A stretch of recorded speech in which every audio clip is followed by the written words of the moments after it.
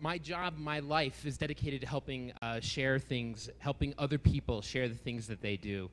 I used to work at NASA, and how many people have heard of NASA?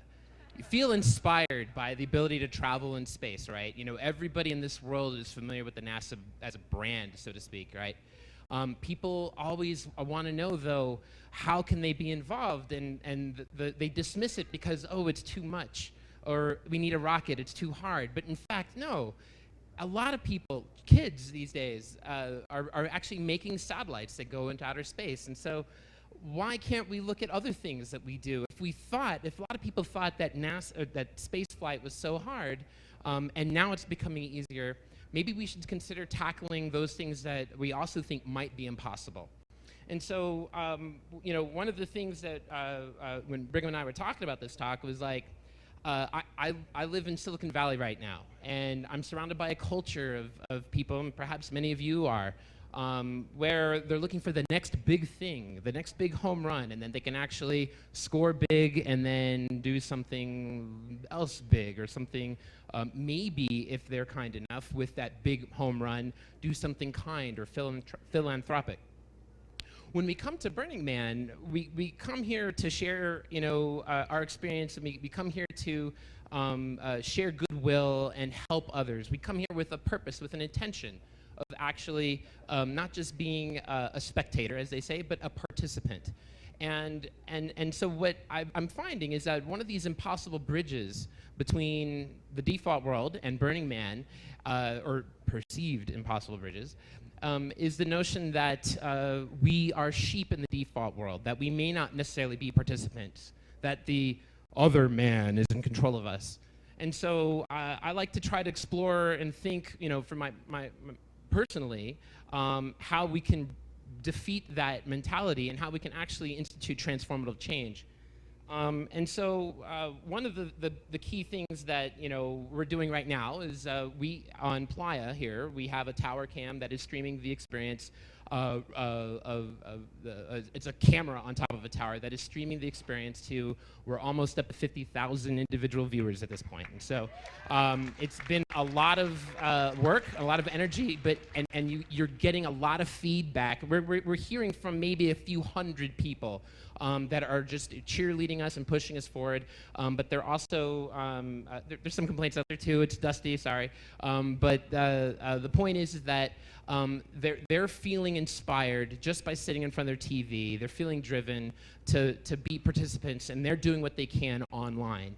And I think that's important to respect and to try to facilitate. So we have our tools, and we have other camps that are online. One of them is called Camp Envy.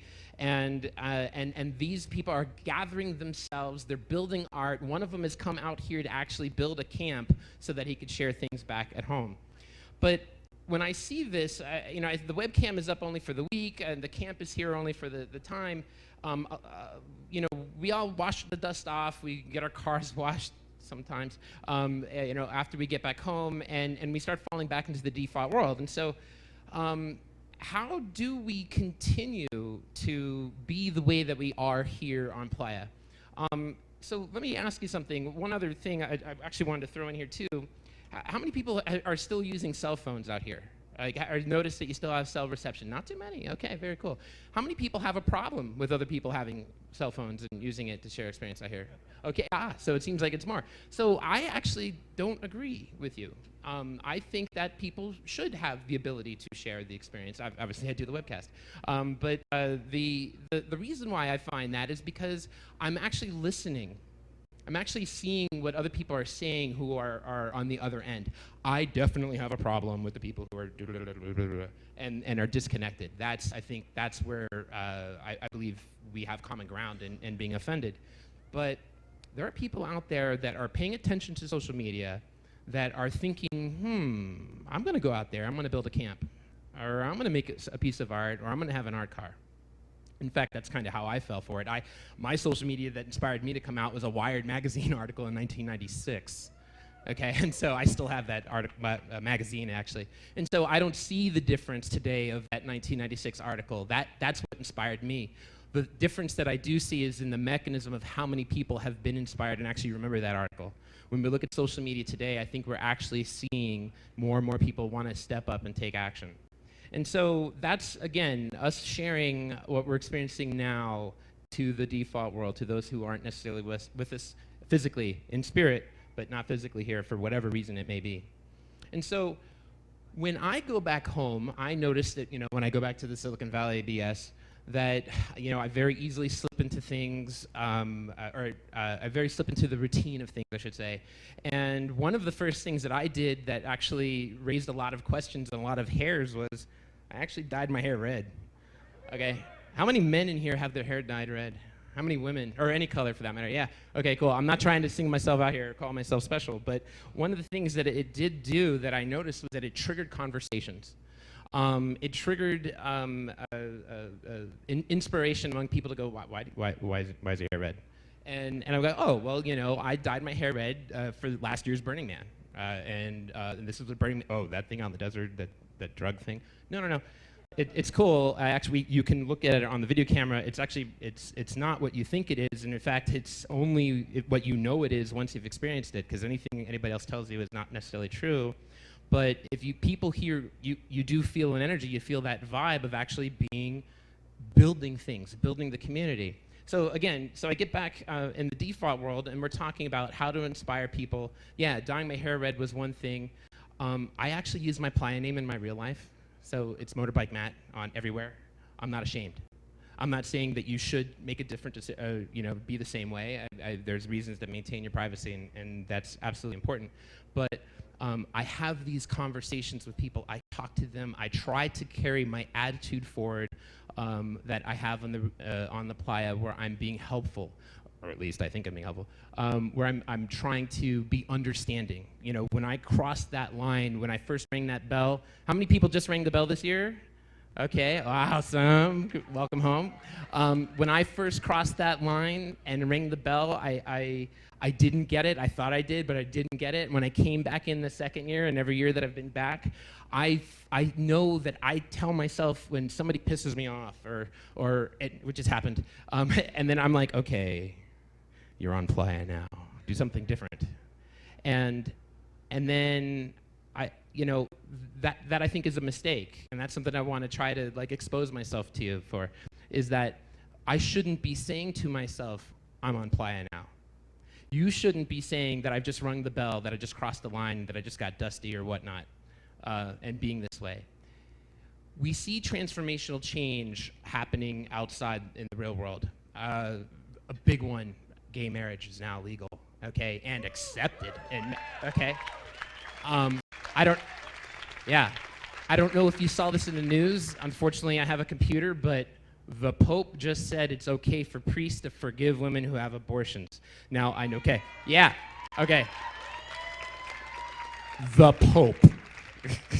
Okay, it's not all the way there yet, but for crying out loud, that's a big deal. And so we see this. There's positive things that are happening. There's transformations that are happening, but they take baby steps, and these are the examples. And these are because everyday people started wearing down. They were into the system. They were fighting the system. Some of them were very vocal. Some of them were very subversive. I like to try to pretend I'm the subversive type in front of a microphone. But the point is that what we need to really do, it doesn't matter, social media, sure, make art, yeah, okay, but think differently. And it's an exercise. A friend of mine is going through a terrible time right now at home, and he just broke up a relationship, and he's suffering this I coulda, I shoulda, or this regret, and he's going through this cycle of reinforcement in his mind where he's just beating himself up, and he's spiraling down in this path. I love you, bro. And I was having this conversation with him, and it's like, this just happened when the dog, my new puppy, just did something wrong in the house. He ate a 5-pound bag of sugar.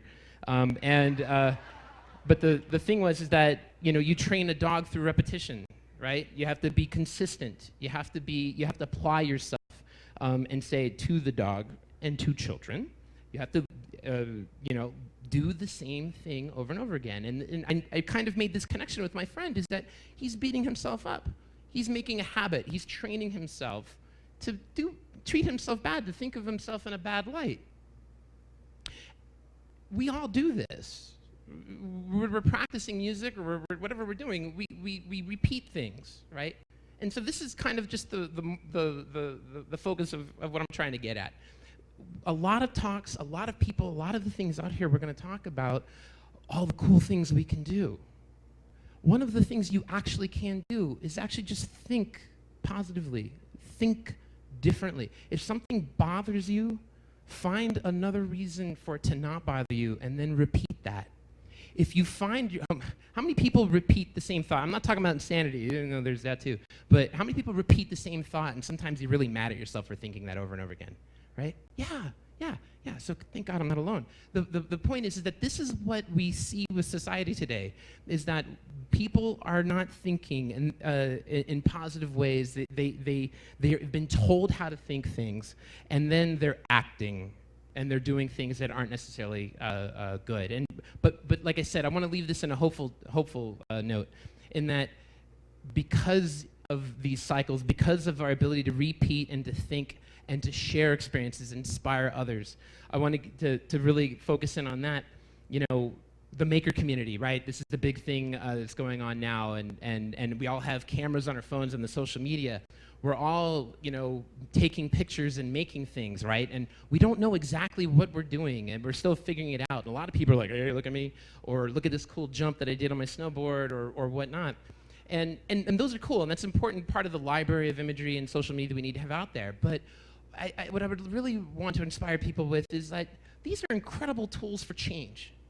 And there are things that piss every person off here, okay? We are all bothered about it. A lot of us are bothered about the exact same thing, okay? And we're just bitching and moaning about it. We're not doing anything about it. But we have the technology in our hands, in our pockets, for the most part, right? And so think about what are those little things that you can contribute that can actually make a change for the things that you want to do. And so the people out there tweeting and talking about Burning Man, please don't just show the cool dust storm or the art, okay? But share the message of what people are doing out here, how people treat one another, okay? You can also share the criticism. I will say we're not a diverse enough crowd, okay? We need to improve on that. There are challenges that we need to do in our own community, our own home here. Okay, and so speak up and act on it and think about these things and share them with meaning, not just the cool, hey, look at me kinds of attention, because that is what leads us down the things where people complain about how Britney Spears is more important than NASA. And unfortunately, when you look at how much money NASA gets versus Britney Spears or anybody else, this is a genuine problem. And so think about the things you can act on, share these things, share them with meaning, and do it over and over again until you've gotten to yourself to behave the same way in the default world as you do sitting here right now. Thank you very much.